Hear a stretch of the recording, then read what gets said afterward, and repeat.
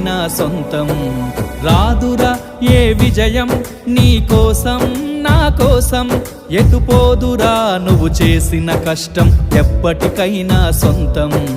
కాలంతో పయనించే వాడికి కానిది ఏముంది, సాధనతోనే సాధ్యమవ్వునని సదాశయంతో సాగర ముందుకు. రాదురా ఏ విజయం నీ కోసం నా కోసం, ఎటుపోదురా నువ్వు చేసిన కష్టం ఎప్పటికైనా సొంతం.